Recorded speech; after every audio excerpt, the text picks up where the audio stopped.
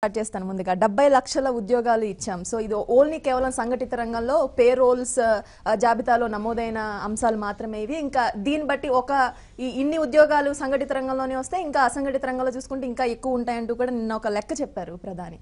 So సాధారణంగా ఒక తలసరి ఆదాయం పెరుగుతుంది, తలసరి ఆదాయం పెరిగితే నేషనల్ ఇన్కమ్ పెరుగుతుంది, నేషనల్ ఇన్కమ్ పెరిగితే ద్వారా జీడిపి కూడా పెరిగే అవకాశం కానీ అటువంటి సంకేతాలు ఎక్కడ జీడిపిలో కనిపించట్లేదు, కానీ ఉద్యోగాల సంఖ్య అయితే మాత్రం చెప్తున్నారు. ఒకటి ఉద్యోగాలు, రెండు జీడిపి, మనం రెండు కీలకమైన అంశాలు. ముందుగా ప్యానెల్లో ఉన్న అందరికీ నమస్కారం. మీకు కూడా ఈ నిన్న మాట్లాడినటువంటి ప్రధానమైనటువంటి అంశాల్లో మోడీ గారు ఒకటి ఉద్యోగాల కల్పన అనేటువంటిది ఈ దేశంలో ఇంకా చాలా అవసరం ఉంది. మేము ఇచ్చినటువంటి ఉద్యోగాలు కూడా మేము దాన్ని ఎగ్జిబిట్ చేయడంలో కానీ లేదా చెప్పుకోవడంలో కానీ ఇంకా మేము వెనుకబడి ఉన్నాము. కొన్ని రాష్ట్రాల్లో ఉద్యోగాలు ఏవైతే కల్పిస్తున్నామో వాటిని తొలగించడం వల్ల కూడా మాకు చెడ్డ పేరు వస్తుంది ఉద్యోగాల కల్పన విషయంలో. దానికి ఉదాహరణగా వారు చెప్పింది ఏంటంటే, ఈ దేశంలో చాలా రకాలైన రాష్ట్రాలకు సంబంధించి ఆంధ్రప్రదేశ్ కూడా ఈ మధ్య కీలకమైన ఒక నిర్ణయం తీసుకుంది.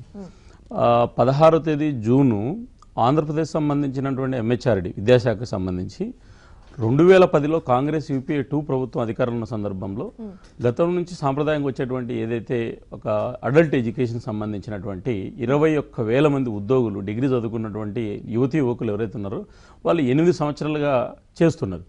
భారతీయ జనతా పార్టీ అధికారంలోకి వచ్చిన 2014 తర్వాత వాళ్ళను ఈ ఏదైతే ఎంహెచ్ఆర్డి అడల్ట్ ఎడ్యుకేషన్లో 21,000 మంది, గ్రామ పంచాయతీలో 2, అదేవిధంగా మండలానికి ఒక కోఆర్డినేటర్ 21,000 మంది ఎవరైతే ఉన్నారో వాళ్ళందరినీ కూడా మేము అధికారంలోకి వచ్చిన తర్వాత వాళ్ళని స్కిల్ డెవలప్మెంట్ని కన్వర్ట్ చేసుకుని వాళ్ళు కంటిన్యూ చేయమని చెప్పి కేంద్ర ప్రభుత్వం మార్గదర్శకాలు జారీ చేసింది. ఎప్పుడు చేసింది? 2017 అక్టోబర్లో జారీ చేసింది. దానికి సంబంధించిన రాష్ట్ర ప్రభుత్వం కనీసం దాన్ని అడాప్ట్ చేసుకోకుండా పేరు మార్చింది. గతంలో ఉన్న సాక్షర భారత్ అంటే ఇప్పుడు పడ్నాలు లెక్కన అనేటువంటి పేరు పెట్టింది. నిన్న ఆంధ్రప్రదేశ్ ప్రభుత్వం 31/3/2018 వాళ్ళందరినీ కూడా మెమో నెంబర్ 600 పేరు మీద 31/3/2016 మిమ్మల్ని తొలగించినామని చెప్పి జూన్ 15వ తేదీన విద్యాశాఖ నుంచి ఒక లేఖ వచ్చింది. అంటే 21,000 మంది ఆంధ్రప్రదేశ్లో తెలుగుదేశం ప్రభుత్వం అధికారంలోకి వచ్చిన తర్వాత వాళ్ళ ఉద్యోగులను రెగ్యులేట్ చేస్తామని చెప్పినటువంటి ప్రభుత్వం దేశంలో 18 రాష్ట్రాల్లో ఈ ప్రాజెక్ట్ కొనసాగుతుంటే ఆంధ్రాలో తొలగించడం జరిగింది.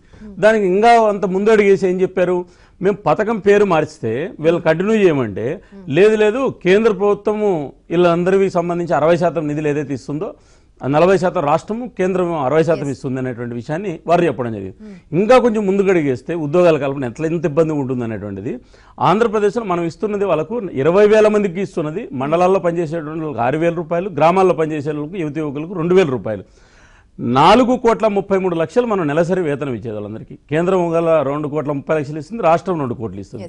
అంటే ఉద్యోగాల కల్పన సంబంధించి ఆంధ్రప్రదేశ్ లాంటి రాష్ట్రాల్లో 17 రాష్ట్రాల్లో ఎక్కడ తీసేయలేదు.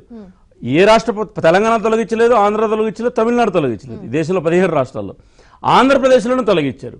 ఏమనంటే ఇది కేంద్ర ప్రభుత్వం లెటర్ రాసింది కాబట్టి మేము తీసేసామని. అంటే 20,000 మందిని తొలగించి 60% కేంద్రం ఇవ్వాల్సిన నిధులు ఏవైతేనో దానికి సంబంధించి నిధులు రాలేదు, దానివల్లే రాష్ట్ర ప్రభుత్వం ఇబ్బందుల్లో పడింది. సో ఈ కారణంగానే మొత్తం అన్ని రాష్ట్రాల కన్నా ఆంధ్రప్రదేశ్ పైన వివక్ష చూపుతుంది. 60% నిధులు ఏవైతేనో అది మీరు జమ చేయలేదు ఆ ఖాతాలో అనేది ఆంధ్రప్రదేశ్. అది కూడా తప్పమ్మా. ఎందుకంటే 2017 జూలై ఆగస్టు నుంచి వాళ్ళకి జీతాలు వేయలేదు. ఏంది వాళ్ళకి ఇవ్వాల్సింది 24,50,00,000 రూపాయలు. పోనీ మీరు చెప్పేది వాస్తవం అనుకుందాం, ఆంధ్రప్రదేశ్ ప్రభుత్వం చెప్పేది 17 రాష్ట్రాలకు లేని ఆంధ్రప్రదేశ్కి వివక్ష చూపిస్తారు. ఒకటి చూపించింటే ఎక్కడ లేకుందా? అది లేదు. ఒకటేందంటే ఈ రాష్ట్ర ప్రభుత్వాలు ఉద్యోగాల కల్పన సంబంధించిన విషయంలో కేంద్రంతో పోటీ పడాలి ఉద్యోగాల కల్పన విషయంలో. కాబట్టి ప్రచారం గురించి ఇప్పుడు నేను ప్రభుత్వాన్ని నిందించే పని కూడా కాదు నాకు. ఇక్కడ మన ఉద్యోగాల కల్పన సంబంధించిన చర్చ వచ్చింది కాబట్టి ఆంధ్రప్రదేశ్ లాంటి రాష్ట్రాల్లో కొత్త ఉద్యోగాలు కల్పన చేస్తాము, ఉన్న ఉద్యోగాలను మేము రెగ్యులేట్ చేస్తామని చెప్పి అధికారంలోకి వచ్చినటువంటి తెలుగుదేశం పార్టీ 2014 మేనిఫెస్టోలు కూడా పెట్టారు.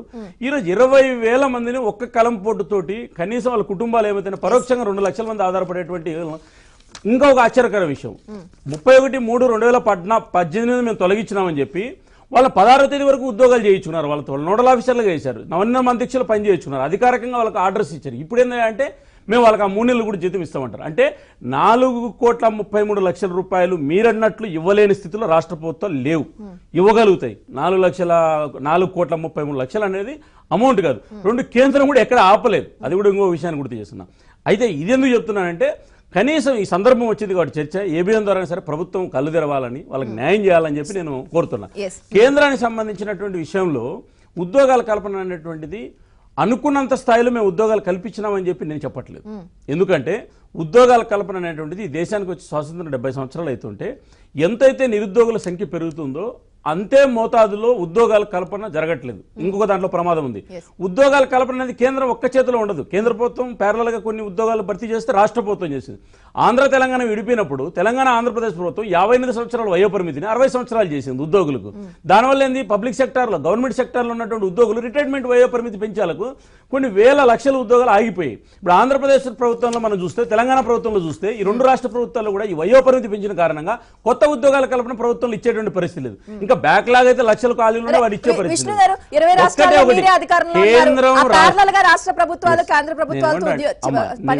I'm agree with you. కేంద్ర ప్రభుత్వం ఎంతైతే వేగంగా ఉద్యోగాల కల్పనలో చిత్తశుద్ధి ప్రదర్శిస్తుందో, ప్రభుత్వ రంగం కావచ్చు, ప్రైవేట్ రంగం కావచ్చు, లేదా వ్యక్తిగతంగా వాళ్ళ కాళ్ళ మీద నిలబడుకునేట్టు కావచ్చు. ఈరోజు ముద్రా రుణాల పేరు మీద 24 కోట్ల మంది ఖాతాలు ఓపెన్ చేసి అనేక మందికి ఆర్థిక సాయం అందించడం జరిగింది. ఈ ఆంధ్రప్రదేశ్లో థ్యాంక్ యూ సీఎం అని కార్లు వేసుకుని తిరుగుతుంటారు. కార్లు కనపడుతుంటాయి మనకు. షెడ్యూల్ క్యాస్ట్ సంబంధించినటువంటి యువకులకు సంబంధించి కేంద్ర ప్రభుత్వ పథకం షెడ్యూల్ ట్రైబ్ షెడ్యూల్ క్యాస్ట్లు ఇవ్వాల్సినటువంటి నరేంద్ర మోడీ బొమ్మ వేరు, కేంద్ర ప్రభుత్వం చెప్పరు, అది వేరే విషయం అనుకో. నేను దాని జోలికి పోలే. అయితే మూడో అంశం ఏమంటున్నానంటే, జీడిపికి వచ్చారు మీరు. ఉద్యోగాల కల్పనలో కేంద్రానికి రాష్ట్రాలు పోటీ పడాలా, కలిసి ముందుకెళ్లాలా, కేంద్రం ఇచ్చే డబ్బులను యూటిలైజ్ చేసుకోవాలా. ఇచ్చినప్పుడే ఖచ్చితంగా ప్యారలల్గా మనం ఆ గ్రోత్ను తగ్గించగలుగుతాం. రెండో అంశం ఏంటంటే, మీరు జీడిపికి సంబంధించినటువంటిది మనం 2017 మొదటి త్రైమాసికానికి వచ్చేలకు రెండో త్రైమాసికానికి వచ్చేలకు చాలా వ్యత్యాసం ఉంది. 5.7% పడిపోయింది దేశంలో. మనం చైనాతో పోటీ పడుతుంది. మీరు ఏదైతే పడగొట్టారో ఆ వృద్ధి మాత్రమే జరిగింది. మీరు వినాలి ఇక్కడ. అట్ ద సేమ్ టైం మేము ఏదైతే జీడిపి రేట్ వస్తుందని ఏదైతే చెప్పామో, పన్నుల వసూళ్లు కానీ, అగ్రికల్చర్ సెక్టర్లో ఇన్కమ్ గ్రోత్ పెరగడం కానీ, లేదా సర్వీస్ సెక్టర్లో ఇన్కమ్ గ్రోత్ పెరగడం కానీ, మేము 6.2% వచ్చాం. ఈరోజు మోడల్ ఎకానమీ భారతదేశం నరేంద్ర మోడీ ప్రభుత్వం వచ్చిన తర్వాత వచ్చింది కారణంగానే ఈరోజు జీడిపి గ్రోత్ స్టేబుల్ అయింది. జీడిపి గ్రోత్ స్టేబుల్ అయింది, సర్వీస్ సెక్టార్లో ఉద్యోగాలు పెరిగాయి. అంటే ఇన్కమ్ రెవెన్యూ కూడా అగ్రికల్చర్ గ్రోత్ కొంత తగ్గినా కూడా సర్వీస్ సెక్టార్ గ్రోత్ పెరిగింది. అంటే ఒక మోడల్ ఎకానమీ ఈరోజు జీడిపి అనేటువంటిది కనపడింది. మీరు చెప్తున్న తప్పు అని నేను చెప్పదలుచుకున్నాను. ఎందుకంటే మీరు 2017 రెండో త్రైమాసికాన్ని మూడో త్రైమాసికాన్ని కంపేర్ చేస్తే మనం 2018 వచ్చినటువంటి ఇప్పుడు రెండో త్రైమాసికంలో ఉన్నాం. ఈ రోజుకు భారతీయ జీడిపి ప్రపంచ దేశాలతో పోటీ పడితే చైనాను కూడా మనం అధిగమించాలి. రైట్ శర్మ గారు, సో లెక్కలుగా అయితే ఎక్కడ పొంతన కనిపించట్లేదు. సో ఒకనొకప్పుడు 9% కూడా వెళ్ళిన జీడిపి ఇప్పుడు 7.5% కూడా వాళ్ళకంతే అని చెప్తున్నారు. ఎలా విశ్లేషిస్తారు?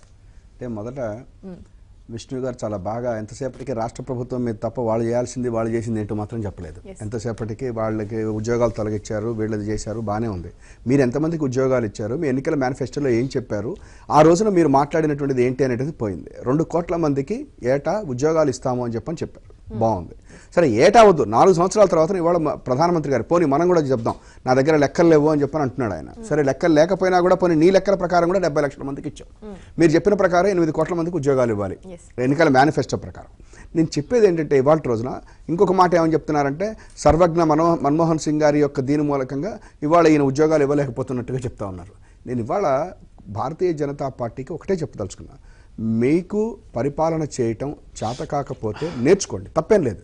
ఎందుకంటే మీరేమి 50 సంవత్సరాలు ఈ దేశాన్ని పరిపాలించిన వాళ్ళు కాదు, లేకపోతే ఏమన్నా మీకు దీని మీద ఒక రకమైనటువంటి అవగాహన కానీ ఇది కూడా మీకు లేదు, తప్పేం లేదు. అది నేర్చుకోవడంలో తప్పేం లేదు. కానీ ఎంతసేపటికి కూడా ఎప్పుడో మన్మోహన్ సింగ్ గారి యొక్క అసలు దేశాన్ని కాపాడింది ఆ రోజు పివి నరసింహారావు గారు, మన్మోహన్ సింగ్ గారు ఆ రోజున ఈ సరళీకృత విధానాలను తీసుకొచ్చి, రిఫార్మ్స్ తీసుకొచ్చి ఈ దేశం యొక్క దిశానిర్దేశాన్ని ఒక్కసారిగా మార్చేశారు. అది ఇవాళ రోజున నరేంద్ర మోడీ గారు కూడా ఒప్పుకున్నారు, అటల్ బిహారీ వాజ్పేయి గారు కూడా ఒప్పుకున్నారు. నిన్న పివి నరసింహారావు గారు వర్ధంతి వస్తే బ్రహ్మాండంగా మాట్లాడారు మోడీ గారు. రెండో రోజు కల్లా సర్వజ్ఞ మన్మోహన్ సింగ్ గారి మీదకి వెళ్తారు. సర్వజ్ఞ మన్మోహన్ సింగ్ గారి మీదకి మీరు ఇవాళ వెళ్తారు, నేను ఏమన్నా పివి నరసింహారావుని పొగుడతారు. ఆర్థిక వ్యవస్థలో మందు పాత్రలో పెట్టారు. ఇప్పుడు ఎంత నేను అనేది ఏంటంటే, ఒకటి మాత్రం ఒప్పుకుంటా, ఉద్యోగాలు ఇవ్వటము లేకపోతే ఎంప్లాయ్మెంట్ క్రియేట్ చేయటము అనేటువంటిది ప్రభుత్వంకి ఉన్నటువంటి ఒక పెద్ద సమస్య. అది అందులో అనుమానం ఏమీ లేదు. అయితే పెరిగిపోతున్నటువంటి జనాభా, పెరిగిపోతున్నటువంటి మన యొక్క ఆశలు వీటన్నిటికీ కోపప్ చేసి ప్రభుత్వాలు ముందుకెళ్లాలంటే కొంత ఇబ్బందులు ఉన్నమాట వాస్తవం. దాని గురించి అని చెప్పిన ప్రైవేట్ రంగంలో కనుక పెద్దవి కనుక మనం తీసుకుని వచ్చేటట్లయితే ప్రైవేట్ రంగంలో కూడా మనం ఎక్కువ ఎంప్లాయ్మెంట్ చేయాలి అని చెప్పని ప్రతి ఒక్కరికి కూడా ప్రభుత్వ రంగంలోనే ఉద్యోగాలు ఇవ్వటం అనేటువంటిది కూడా కొంత కష్టమే. కాకపోతే ఇక్కడ నరేంద్ర మోడీ గారితో వస్తున్న ప్రాబ్లం ఏంటంటే ఏదైనా జరిగింది అంటే తన ఖాతాలో ఎక్కేసుకుంటాడు, ఏదైనా జరగలేదు అని చెప్పానంటే మీడియేటర్ రెడీగా ఉంటుంది అక్కడ యూపీఏ లేకపోతే కాంగ్రెస్ పార్టీ. ఇప్పుడు ఆయన ఆర్థిక రంగంలో మందు పాత్రలు పెట్టి ఆయనకి ఇచ్చారట. మందు పాత్రలు ఇస్తే 4 ఏళ్ల పాటు ఒకటి కూడా పేర్లేదుగా, ఏమన్నా పేర్లేయా? ఏం పేర్లా, మేం చేసిందే మీరు కంటిన్యూ చేస్తూ ఉన్నారు. ఈ రోజుకు కూడా ఒక కొత్త విధానం చేయలేదు. ఇంకొక ప్రాబ్లం ఎక్కడ వస్తుందంటే ఆయనతోటి డిమానిటైజేషన్ తీసుకుని వచ్చారు, జిఎస్టీని తీసుకుని వచ్చారు. నిన్న జిఎస్టీలో 1 సంవత్సరం పూర్తి చేసుకున్నటువంటి ఉత్సవాలు చేసుకున్నారు. నేను చెప్పేది ఏంటంటే హోంవర్క్ చేయట్లే మీరు ఎక్కడా కూడా. మీరు ఈ యొక్క పథకమో లేకపోతే ఈ యొక్క ఇష్యూనో మనం కనుక ప్రజల్లోకి తీసుకుని వెళ్తూ ఉంటే దీనికి వచ్చేటువంటి పర్యవసానాలు ఏంటి, దీన్ని ఏ రకంగా మనం ప్రజల్లోకి ఇబ్బందులు లేకుండా చూస్తామనేటువంటిది లేదు. ఎంతసేపటి కూడా స్లోగన్స్ అనమాట, 1 ట్యాక్స్ 1 ఎలక్షన్ 1 నేషన్. ఈ స్లోగన్స్ చాలా బాగుంటాయి. ఈ స్లోగన్స్ తోటి మీరు 4 సంవత్సరాలు నడిపారు. ఇప్పటికైనా ఇంకా 10 నెలల పాటు ఉంది. స్లోగన్స్ ఆపండి, మీరు చేస్తున్నటువంటిది వెనక్కి వెళ్ళండి. ఇప్పుడు ఆయన చెప్తా ఉన్నారు తెలుగుదేశం పార్టీ వాళ్ళు ఇచ్చినటువంటి ఇవాళ ఈ ఎంప్లాయ్మెంట్ గురించి ప్రమాణం చెప్పారు. మీరు కూడా 4 సంవత్సరాల క్రితం ఆయన చెప్పిన డేట్స్ ప్రకారం ఆయన కూడా ప్రభుత్వంలోనే ఉన్నారు. ఆ ప్రభుత్వం నుంచి బయటికి ఏం రాలేదు. అప్పటికి నిన్న మార్చిలో కదా వాళ్ళు వచ్చింది బయటికి, అప్పటికి ఆయన ప్రభుత్వంలోనే ఉన్నారు. ఆ రోజున మీరు మాట్లాడటంలే. ఇప్పుడు మీ ఇక్కడ ఇవాళ మీకు చెప్తుంది ఏంటంటే వాళ్ళ తెలుగుదేశం ప్రభుత్వంతో మాకేమీ ఎటువంటి ఇదే లేదు, కానీ మీరు చెప్తుంటే మీరు కలిసి ఉంటారు. బయటకు వచ్చేసింది ఇప్పుడు ఆయన అట్లాగే మాట్లాడుతున్నారు బానిసలం కాదని, మీరేమన్నా లేదు ఆయన మాకేమీ రాజు కాదు దొర కాదు అని చెప్పి మీరు మాట్లాడుతున్నారు. దీంతో వాళ్ళు ఈ రాష్ట్ర ప్రజలు ఇబ్బందులు పడతా ఉన్నారు. మీరు పక్కన ఉన్న జీడిపి గురించి మాట్లాడుతూ ఉన్నారు.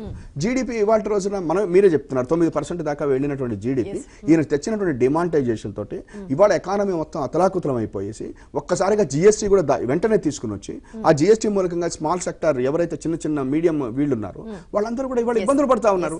అందుకని నేను చెప్పేది ఏంటంటే మీరు 70 లక్షల ఉద్యోగాలు ఇచ్చాము అని చెప్పనని లెక్కలు లేవు అని చెప్పనంటే మేము చెప్తుంది ఇదే మొదటి నుంచి మీకు. డిమానిటైజేషన్ లో ఎంత ధనము నోట్లు వెనక్కి వచ్చినాయి, బ్లాక్ మనీ ఎంత అంటే మా దగ్గర లెక్కలు లేవు అంటారు. ఉద్యోగాల గురించి అడిగితే లెక్కలు లేవంటారు. పోనీ మీ అట్లీస్ట్ ఇంకా మీరు ఎవరెవరు మీ మా రాష్ట్రంలో మీ మంత్రులుగానో లేకపోతే మీరు ఎవరెవరితో కలిసి ఉన్నారో వాళ్ళతో మీకు ఉన్నటువంటి ఏంటో వాటికే లెక్కలు లేవు. చిన్న విరామం తీసుకుందాం. విరామం తర్వాత డొక్క మణిపూర్ ప్రసాద్ గారు జాయిన్ అయ్యారు మనతో పాటు గుంటూరు నుంచి లైవ్ లో. చిన్న విరామం తర్వాత ఆయనతో కూడా పబ్లిక్ పాయింట్ లో చర్చకు తిరిగి స్వాగతం. మణిపూర్ ప్రసాద్ గారు, very good morning sir. So మనం చూస్తున్నాం మోడీ నిన్న ఒక మ్యాగజైన్ తో మాట్లాడిన సందర్భంలో 70 లక్షల ఉద్యోగాలు ఇచ్చాం దేశంలో, సో ఆ ప్రభావం కనిపిస్తుంది అని చెప్తున్నారు. సో ఏం చెప్తారు, మీ కామెంట్స్ అండ్ మీ అబ్జర్వేషన్ ఏంటి?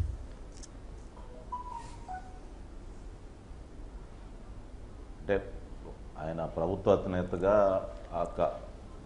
కేంద్ర ప్రభుత్వ నేతగా ఆయన చెప్పుకుంటూ ఉండవచ్చు, కానీ ఏం ప్రజల రెస్పాన్స్ ఏంటి, ఏదైనా రెస్పాన్స్ చూసుకోవాలి కదమ్మా. ఇప్పుడు మన రాష్ట్రం ఉంది, అమరావతి ఉంది. అమరావతిలో కొత్తగా ఐటీ కంపెనీలు వచ్చాయి, మన కియా మోటార్స్ వచ్చాయి, అట్లా వైజాగ్లో ఇండస్ట్రియల్ సదస్సు జరిగాయి. ఇలాగ కొన్ని కార్యక్రమాలు జరిగాయి మన రాష్ట్రంలో. అట్లా జాతీయ స్థాయిలో మోడీ గారు చెప్పుకోవటానికి క్వాలిటేటివ్గా ఏమైనా ఉన్నాయా, ఎక్కడన్నా పరిశ్రమలు వచ్చాయా, ఎక్కడన్నా పెట్టుబడులు వచ్చాయా, ఎక్కడన్నా ఉద్యోగ కల్పన జరిగిందా, అలాంటి ఏమీ నేను పత్రికలో చూడలేదు నేను. అందువల్ల మోడీ గారు కొంత వాళ్ళ అధికారులు ఇచ్చిన సమాచారాన్ని ఆయన చెప్పుకునవచ్చు, కానీ ఒక విజిబుల్గా మాకు ఇది చేశాము, ఈ దేశానికి ఇది చేశాము అని చెప్పుకోవడానికి నాకు తెలిసి ఈ 4 ఏళ్లలో పెద్ద ఆయన ప్రచారం చేశాడు. మేక్ ఇన్ ఇండియా అని అట్లని బాగా విస్తృతమైన ప్రచారం ఇచ్చాడు, విస్తృతమైన ప్రాపగండా ఇచ్చాడు, కానీ దానికి తగ్గట్టుగా గ్రౌండ్ లెవెల్లో జరిగినట్టుగా నేను ఎక్కడ నోటీస్ చేయలేదు. నేను ఏ ఎకనమిక్ రివ్యూస్లో కూడా ఎక్కడ నేను చదివినట్టుగా నేను చూడలేదు, నేనైతే అబ్జర్వ్ చేయలేదు. అందువల్ల మోడీ గారు ఎవరో వాళ్ళ డిపార్ట్మెంట్ ఇచ్చిన సమాచారం చదివాడు, కానీ ప్రాక్టికల్గా గ్రౌండ్ లెవెల్లో ఆ కార్యక్రమం జరగలేదనేది నా అబ్జర్వేషన్. ఉద్యోగాల కల్పన అయితే అనుకున్న స్థాయిలో జరగలేదు. ఆ అంశాన్ని ఒప్పుకుంటూనే ఇంతకు ముందు నేను చెప్పే 70 లక్షల ఉద్యోగాలు ఇచ్చాం. ఇది కేవలం సంఘటిత రంగంలో నమోదైన సంఖ్య మాత్రమే. ఇక అసంఘటిత రంగంలో చూసుకుంటే రైల్వేల్లో కావచ్చు, ఇక నేషనల్ హైవేలు కావచ్చు, ఇక విమానయానంలో కావచ్చు, అనేక సంస్కరణలు తీసుకొచ్చాం. ఈ కారణంగానే ఈ ఉద్యోగాల కల్పన అంతా జరిగిందని చెప్తున్నారు.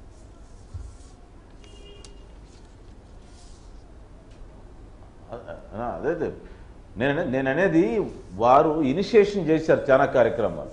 అదే మేక్ ఇండియా కానీ నీకు రైల్వేస్ కానీ ఇట్లా ఏదో చెప్పారు, బడ్జెట్స్లో చెప్పారు, కానీ యాక్చువల్ గ్రౌండ్ లెవెల్లో ఏం జరిగిందనేది మీరు చెప్పండి. రైల్వేలో ఏం ఒక పెద్ద సంస్కరణ ఏం జరిగిందో చెప్పండి, ఒక పెద్ద మార్పు ఏంటో చెప్పండి. నాకు తెలిసి ఏం నేను నోటీస్ చేయలేను. నేను విమాన రంగంలో ఇంకా పబ్లిక్ మన ఆ ఇండియన్ మన ప్రభుత్వ రంగంలో విమాన రంగాన్ని ప్రైవేట్ రంగానికి అమ్మాలని చూస్తున్నారు. ఇంకా బిడ్డర్స్ని ఫైనలైజ్ చేయలేకపోతున్నారు.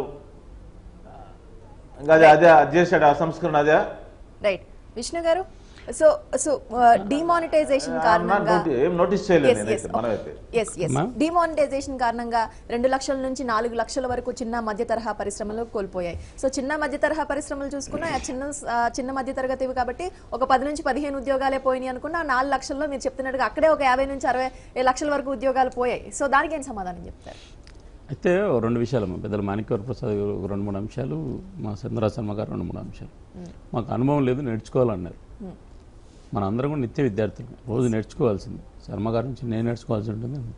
అన్నీ తెలిసేసుకున్నాం అన్నటువంటి కాంగ్రెస్ పార్టీ. అయితే అన్ఫార్చునేట్లీ థింగ్ ఏంటంటే 14 సంవత్సరాలు ముఖ్యమంత్రిగా పనిచేసినటువంటి నరేంద్ర మోడీ గారు 3 సార్లు హ్యాట్రిక్గా రాష్ట్రంలో గెలిచి ఎన్నికల్లో గెలిచిన తర్వాత ప్రధానమంత్రి అయ్యాడు బీజేపీ. వీళ్ళు చెప్పేటువంటి నేర్చుకోవాలని మాకు చెప్తున్నారు కదమ్మా. నేర్చుకోవాలన్నటువంటి ఏం నేర్చుకోవాలమ్మా? జవహర్లాల్ నెహ్రూ గారు, ఇందిరాగాంధీ గారు దురదృష్టవశాత్తు చనిపోతే ఏ రకంగా పార్లమెంటుకు కూడా ఎన్నిక కాకుండా చట్టసభల్లో సభ్యుడిగా అన్నటువంటి వ్యక్తిని తీసుకొచ్చి ఓన్లీ కుటుంబం అనేటువంటి పాలనతో రాజీవ్ గాంధీ గారిని ప్రధానమంత్రి చేసినట్టు మమ్మల్ని మేము వారసత్వ రాజకీయాల్లో ఆదర్శంగా తీసుకోమంటారా? 2, ఈ దేశంలోనే ఒక మంచి ఆర్థిక మంత్రి అని మీరు చెప్పుకునేటువంటి ప్రధానమంత్రిగా చేశామని చెప్పి త్యాగాలని చెప్పేటువంటి మీరు 2004-2014 యూపీఏ 1 అండ్ యూపీఏ 2ను 10 సంవత్సరాలు తీసుకుంటే మన్మోహన్ సింగ్ గారు ఏ రకంగా మీరు ఆయన్ను ఒక డమ్మీ ప్రధానమంత్రిని చేసి అవినీతిలో కూరుకుపోయి అన్ని క్యాబినెట్లు నిర్వీర్యం చేసి ఈ దేశ ఆర్థిక వ్యవస్థను చిన్నాభిన్నం చేయడానికి మేము ఆదర్శంగా తీసుకోవాలా, లేకపోతే ఈ దేశంలో వచ్చిన అనేక కాంగ్రెస్ పార్టీ కుంభకోణాలను మేము ఆదర్శంగా తీసుకోవాలా? కాబట్టి మేము అట్లాంటి తీసుకోము. మంచి చేసినటువంటి ఏంటంటే మేము తీసుకుంటాం. ఇంకా కొంచెం ముందుకు అడిగేస్తామా వీళ్ళు ఆర్థిక వ్యవస్థ గురించి చాలా బాగా చెప్తున్నారు. మన్మోహన్ సింగ్ గారు పెద్ద ఆర్థిక వ్యవస్థ నాకు ఇప్పుడు కూడా విశ్వాసం ఉంది. అన్ఫార్చునేట్లీ థింగ్ ఏంటంటే ఆయన గొప్ప ఆర్థిక వ్యవస్థే, ఆయన పని ఆయన చేయలేదు. కారణం ఏంటంటే దీంట్లో ఏదైతే ఈ కుటుంబ పాలన అసమర్థమైన వ్యక్తులందరూ కూడా ఈ దేశాన్ని నిర్వీర్యం చేశారని ఎందుకు పదం వాడుతున్నానంటే 2008 యూపీఏ 1 అధికారంలో ఉన్న సందర్భంలో 39 రూపాయలు రూపీకి డాలర్ను కంపేర్ చేస్తే 39 రూపాయలు అన్నమాట. డాలర్ మనం 39 రూపాయలు ఇస్తే $1 ఇచ్చేటువంటి వాళ్ళు వెళ్ళిపోయే సమయానికి 2014 58 రూపాయలు అయిందమ్మా. అంటే 20 రూపాయలు పెరిగిపోయింది, 21 పెరిగింది. వీళ్ళు చెప్పేటువంటి మేము నేర్చుకోవాలంటున్నారు కదా, ఈ రకంగా రూపీ వ్యాలీని పడగొట్టేసి మేము అధికారంలోకి వచ్చిన తర్వాత 2014-2018 రూపాయి మాత్రమే తేడా ఉందమ్మా. వాళ్ళు మాకు 58 రూపాయలు ఇస్తే ఒక్కొక్క నిమిషం పూర్తి చేస్తా. ఒక్క నిమిషం. 92లో దేశంలో విదేశీ మారక ద్రవ్యం ఎంత ఉందో మీకు గుర్తులేదా? ఆ రోజు ఆ దేశం ఆ రోజు ఉన్న పరిస్థితి నుంచి ఈ రోజు ఈ దేశంలో ఉన్న పరిస్థితికి మధ్యలో ఉన్న కాంగ్రెస్ ప్రభుత్వం కారణం నా ఉద్దేశం ఏంటంటే పివి నరసింహారావు గారు ప్రధాని అయ్యే సమయానికి మన దేశం ఆర్థిక ప్రభుత్వ ఉద్యోగులకు ఉద్యోగాలు ఇవ్వాలన్నా కూడా డబ్బులు లేని పరిస్థితి ఉండేది అప్పుడు దేశంలో. మనకు తెలియని విషయాలు కాదు. 2014 మీరు చెప్పారు కదమ్మా, ఛాయ అమ్ముకునేటువంటి వ్యక్తి ప్రధానమంత్రి, కాంగ్రెస్ వాళ్ళు పెట్టిన ఆర్థిక మంత్రి చాలా గొప్ప. నేను అంటే గొప్ప వ్యక్తి యొక్క ఆర్థిక మంత్రి ఉన్నప్పుడు ఆయన పని చేయలేదని 21 రూపాయలు తేడా వచ్చింది డాలర్కు రూపీ వ్యాలీలో. మేము అధికారంలోకి వచ్చినాక 2014-2018లో 8 నుంచి 9 రూపాయలు మాత్రమే తేడా వచ్చింది. స్టేబుల్గా ఉంది. అది కూడా ఈ రోజున మధ్యలో శర్మ గారు ఒక్క నిమిషం. కాబట్టి మేము వీళ్ళ నుంచి నేర్చుకోవాలంటే మంచి విషయాలుంటే నేర్చుకుంటాం, మాకేం అభ్యంతరం లేదు. ఇట్లా కుటుంబ పాలనతో మేము నేర్చుకోవాల్సిన అవసరం లేదు. ఈ దేశాన్ని ఎంతకాలం అంత నాశనం చేసేసారు. మేము వాళ్ళ నుంచి నేర్చుకోవాల్సిన మంచి విషయాలు అయితే నేర్చుకుంటాం, మంచి ఉంటాయి కొన్ని. 2వది పెద్దలు మన మాణిక్యవర ప్రసాద్ గారు అబద్ధాలు ఎట్లుంటాయి అనేటువంటి విషయాలు ఏంటంటే కియా గురించి మాట్లాడాము. నేను అనంతపురం జిల్లాకు సంబంధించిన వ్యక్తిని. కియా మాది అని చెప్పారు. ఎవరో నేను అనుకుంటున్నా తెలుగుదేశం మామూలుగా మాణిక్యవర ప్రసాద్ గారు చాలా సంవత్సరాల మంత్రి, అనుభవజ్ఞుడు. అబద్ధాలు చెప్పరు ఆయన రాను కూడా రావు అబద్ధాలు చెప్పేది. ఈరోజు ఏం చేసింటారంటే డిస్కషన్లో తెలుగుదేశం పార్టీ నాలెడ్జ్ సెంటర్ నుంచి ఒక రాంగ్ ఫీడ్బ్యాక్ వచ్చి ఉంటుంది. ఏంటంటే వారి వ్యాఖ్యలు కూడా కాదు. కియా పరిశ్రమ అనంతపూర్లో వచ్చినటువంటిది మేక్ ఇండియాలో భాగంగా కొరియా ప్రభుత్వము నరేంద్ర మోడీ చేసుకున్నటువంటి ఒప్పందము. నరేంద్ర మోడీ గారి కారణంగానే మేక్ ఇండియా స్కీమ్ ఈ దేశంలో వచ్చిన కారణంగానే ఆ సబ్సిడీ బెనిఫిట్స్ కింద ఆంధ్రప్రదేశ్కు పెట్టాలనేటువంటి ప్రతిపాదన నరేంద్ర మోడీ గారు సహకారము, దాంతో ఆంధ్రాలో వచ్చింది. ఆంధ్ర ప్రభుత్వం కూడా దాన్ని అందిపుచ్చుకుంది, వేగంగా భూసేకరణ చేసింది. నేను వాళ్ళకు కూడా ఇస్తున్నామ్మా 10 మార్కులు ఆంధ్ర ప్రభుత్వానికి కూడా ఇస్తున్నాను. ఎందుకంటే భూమి ఇచ్చి నీళ్ళు ఇచ్చి కరెంట్ ఇచ్చారు కాబట్టి పరిశ్రమ నిలబడింది. అనంతపురం జిల్లా లాంటి పరిశ్రమ అంటే మొత్తం మా ఘనతని ఎట్లయితే తప్పు చెప్పడం అనేటువంటిది జూమ్లో చూపినమ్మా. నేను కొరియా ప్రభుత్వం పీసీఆర్ ఒక్క నిమిషం వ్యూవర్స్ తెలియదు అబద్ధాలు ఎట్లా చెప్తారండి కెమెరామెన్, ఇది ఒక్కసారి జూమ్ చేసి చూపించండి. ఒక్క నిమిషం మీరు ఒక్క నిమిషం వినాలి. అంటే కొరియా ప్రభుత్వం అధికారికంగా సౌత్ కొరియా రిలీజ్ చేసిందమ్మా. ఎప్పుడు రిలీజ్ చేసింది ఇది మేము చెప్తున్నప్పుడు కాదమ్మా, 2015లో కొరియా ప్రభుత్వం అధికారికంగా రిలీజ్ చేసింది. ఏమని, అయ్యా మేము ఆంధ్రప్రదేశ్లో ఇండియాలో పెడుతున్నట్టు, అప్పటికి ఆంధ్రప్రదేశ్ కూడా కాదు, ఇండియాలో పెడుతున్నటువంటి పరిశ్రమ సంబంధించి మేక్ ఇండియాలో భాగంగా నరేంద్ర మోడీ గారి రిక్వెస్ట్ పేరు మీద మేము మా పరిశ్రమను పెడుతున్నాము. ఇంత పెద్ద పరిశ్రమ హుందాయ్ మోటార్స్ గ్రూప్ సంబంధించినటువంటిది. ఇది prime minister Narendra Modi, Hyundai India అనే important partner of Hyundai motor group. Prime minister Modi Narendra Modi Hyundai motor group to management had the between 2015 in Korea 2015. ఇది వెబ్సైట్లో ఉందమ్మా మనం, లేదా వాళ్ళ ట్విట్టర్లో ఉంది, వాళ్ళ అధికారికమైనటువంటి ప్రకటన ఇది. అంటే మేక్ ఇండియాలో భాగంగా కియా అనంతపురం తీసుకొస్తే మేము తీసుకొచ్చినామని చెప్పి ఇప్పుడు మా మంత్రి గారు చెప్తున్నారు. అంటే ఆంధ్రప్రదేశ్ ప్రభుత్వమే కాదు, కేంద్ర ప్రభుత్వం చేసినటువంటివి అన్ఫార్చునేట్లీ మేము చెప్పుకోలేకపోవడం, మాకు టీవీలు లేకపోవడం, పేపర్ లేకపోవడం, నోరు లేకపోవడం, మాకు శక్తి లేకపోవడం. అంటే ఇప్పుడైనా కానీ మంత్రి గారు నేను అడుగుతున్నా, మంత్రి గారి నోటి నుంచి, వారు మంచి వ్యక్తి కాబట్టి, ఇది నరేంద్ర మోడీ కియా మేక్ ఇండియాలో భాగంగా 2015లో ఆంధ్రప్రదేశ్ ప్రభుత్వం 2015 మాతో కలిసి ఉన్నారు వాళ్ళు మిత్రపక్షం.